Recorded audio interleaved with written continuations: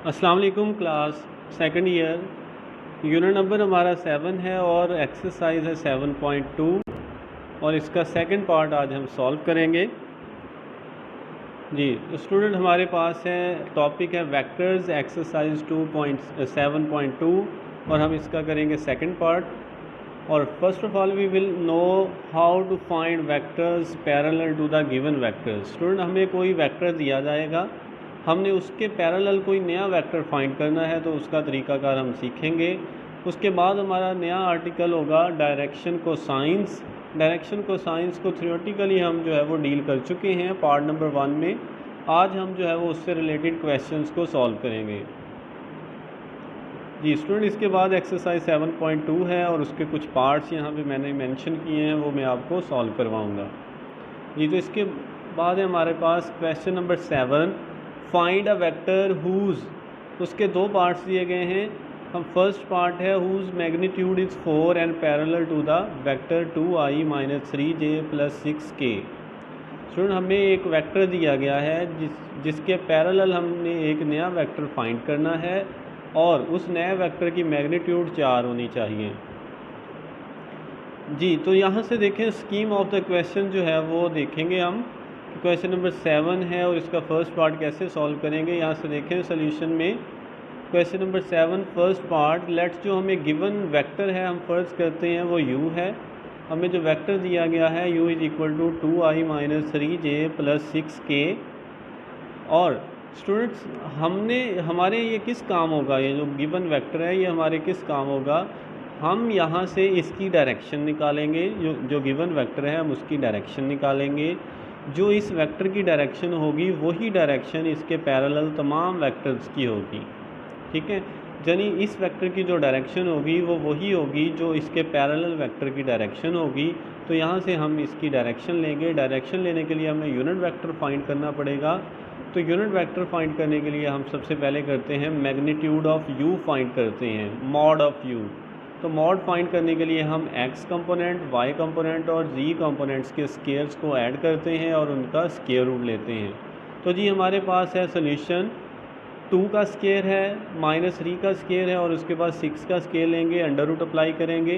4 + 9 + 36 under root which is equal to 49 under root और final answer हमारे पास है 7। जी, तो हमारे पास जो गिवन वेक्टर है उसकी मैग्नीट्यूड आ रही है 7।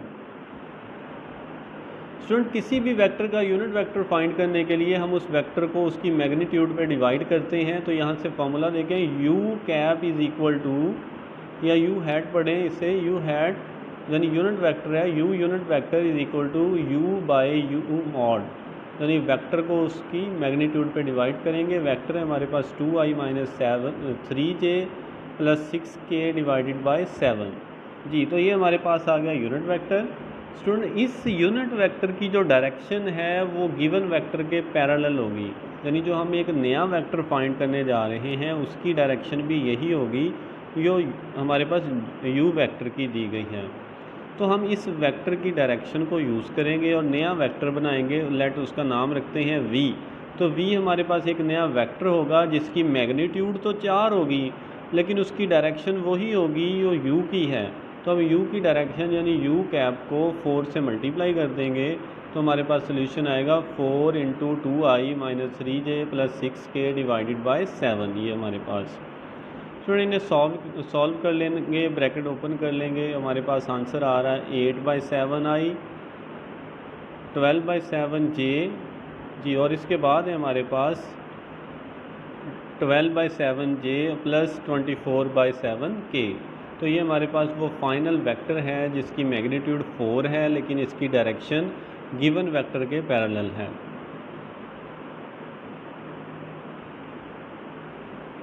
जिसके बाद एक स्टूडेंट हमारे पास question number 8, if u, v and w are given represent the sides of triangle, find the value of z। Student, अगर 3 वेक्टर जो हैं वो किसी ट्राइंगल की साइड्स हों तो हमने उसमें से z की वैल्यू निकालनी है।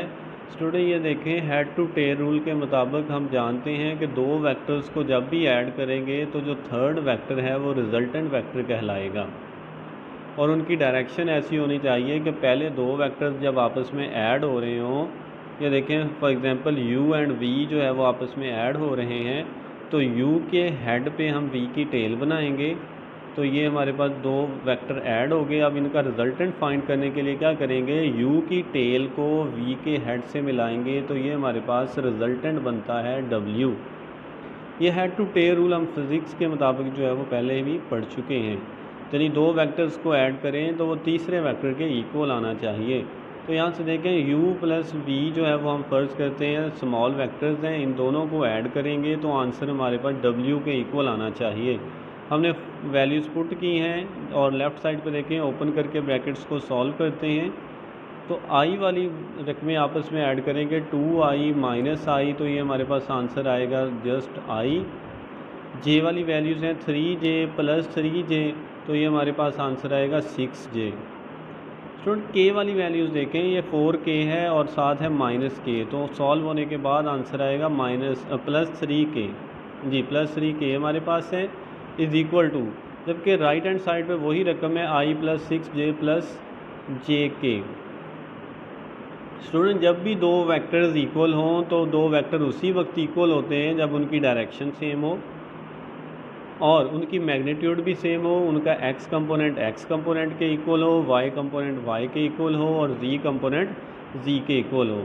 तो यहाँ से आप गौर करें, x कंपोनेंट i है दोनों साइड पे, j कंपोनेंट जो है वो 6j है दोनों साइड पे, तो इट्स मीन के जो k कंपोनेंट्स होंगे वो भी आपस में इक्वल होंगे। तो यहाँ से देखें जो 3 है k के साथ, दूसरी साइड पे इसकी जगह पे z है, तो इसका मतलब है 3 और z आपस में इक्वल है। इट्स मीन के z की वैल्यू जो है वो हमारे पास 3 आ रही है जी। तो हमारे पास दो वेक्टर्स को हमने ऐड किया, थर्ड वेक्टर के वो इक्वल था, हमने उन्हें इक्वल पुट किया, वहाँ से बाय कंपैरिजन मेथड हमने z की कीमत निकाली है, वो हमारे पास आ रही है 3 जी। इसके बाद हमारे पास क्वेश्चन नंबर 10 जी। क्वेश्चन नंबर 10 है, we say that two vector u v and w in space are parallel if there is the scalar c such that v is equal to cw। Student दोबारा देखें, statement का मतलब है कि हम कहते हैं दो वेक्टर्स को उस वक्त आपस में पैरेलल कहते हैं जब एक वेक्टर जो है वो दूसरे वेक्टर से कुछ गुना या बड़ा हो या उससे छोटा हो। ये c जहाँ पे हमारे पास कोई कांस्टेंट है, यानी अगर v है तो w जो है वो 2 टाइम होगा तो v के बराबर होगा। c की जगह हम 3 लिखें तो w को 3 टाइम्स करने से v बनेगा। तो जस्ट दो वेक्टर पैरेलल उस वक्त होते हैं जब उनकी डायरेक्शन सेम हो, जस्ट उनमें मैग्नीट्यूड का फ़र्क हो। तो मैग्नीट्यूड किसी की कम भी हो सकती है और किसी की ज़्यादा भी। Next again, the vector points in the same direction if c is greater than 0 and the vector points in the opposite direction if c is less than 0। यानी अगर जो कांस्टेंट मल्टीप्लाई हो रहा अगर वो प्लस का है तो इट्स मीन के दोनों वेक्टर सेम डायरेक्शन में हैं, जस्ट एक वेक्टर की जो मैग्नीट्यूड है वो ज़्यादा होगी दूसरे से। अगर c की वैल्यू नेगेटिव आ जाए तो इसका मतलब है कि दोनों की डायरेक्शन जो है वो ऑपोजिट है। तो फर्स्ट पार्ट है हमारे पास इसका, find two vectors of length 2 parallel to the vector v। यहाँ पे हमारे पास एक वेक्टर v है, हम इसके पैरेलल हमने एक वेक्टर निकालना है जिसकी लेंथ 2 होगी। यहाँ से देखें, v वेक्टर में से हम उसकी डायरेक्शन लेंगे, तो डायरेक्शन लेने के लिए v का मॉड लिया, v का मॉड यहाँ पे देखें सॉल्व करने के बाद हमारे पास आंसर आ रहा है 6। और v यूनिट वेक्टर निकालने के लिए हम क्या करेंगे, v वेक्टर को v मॉड पे डिवाइड करेंगे। तो ये देखें वेक्टर की वैल्यू लिखी और उसको 6 पे डिवाइड कर दिया, हमारे पास फाइनल आंसर आता 1/3i minus 2/3j plus 2/3k। ये हमारे पास फाइनल यूनिट वेक्टर आ गया।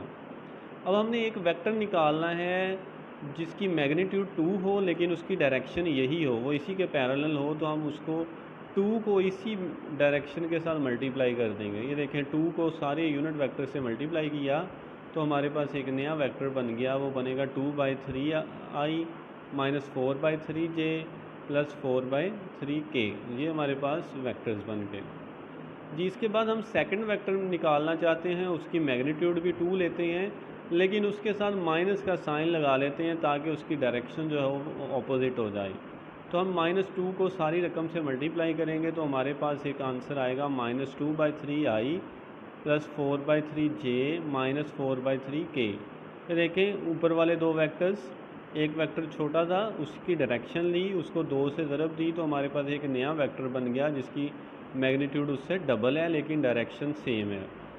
सेकंड केस में ऐसा हुआ कि हमारे पास एक वेक्टर था, हमने वहाँ से उसकी डायरेक्शन ली, उसको 2 से मल्टीप्लाई भी किया लेकिन उसका साइन भी बदल दिया, तो यहाँ से देखें उनकी डायरेक्शन भी ऑपोजिट हो गई और रिजल्टेंट वेक्टर की मैग्नीट्यूड भी डबल हो गई। जी इसी क्वेश्चन का स्टूडेंट हमारे पास है d part, find a and b so that the vectors 3i minus J plus 4k and ai plus b j minus 2k are parallel. हमने ए और बी की वैल्यूज़ फाइंड करनी है और ये जो दो वेक्टर्स हैं ये आपस में एक दूसरे के पैरेलल हैं। तो हम यहाँ से सॉल्व करते हैं। एज वी एंड डब्ल्यू are parallel therefore ratio of their components is same, thus comparing i j components. Student देखें अगर दो वेक्टर्स आपस में पैरेलल हों तो हम उन वेक्टर्स की अगर रेशो लेंगे तो उनके कंपोनेंट्स की रेशो आपस में इक्वल होगी। यदि हम पहले वेक्टर का आई कंपोनेंट उसकी रेशो लेंगे दूसरे वेक्टर के आई कंपोनेंट से, पहले वेक्टर के जे कंपोनेंट की रेशो लेंगे दूसरे वेक्टर के जे के साथ, और पहले वेक्टर का जो तीसरा कंपोनेंट है जिसे हम के कहते हैं या वाई जी कंपोनेंट कहते हैं, तो उसकी रेशो लेंगे हम दूसरे वेक्टर के कंपोनेंट्स के साथ। जी तो स्टूडेंट यहाँ पे देखें हमारे पास आ रहा है a/3, यानी जब हम ये w का जो हमारे पास x कंपोनेंट है इसको v के x कंपोनेंट पे डिवाइड करें तो a/3 is equal to by-1 और -2/4। तो अब इनमें से आप कोई सी दो वैल्यूज़ को आपस में इक्वल पुट कर लें। लेट हम फ़र्ज़ करते हैं कि पहली दो वैल्यूज़ को हमने आपस में इक्वल पुट कर लिया। a/3 is equal to -b, क्योंकि बटे में जो -1 था वो -b के साथ आ गया।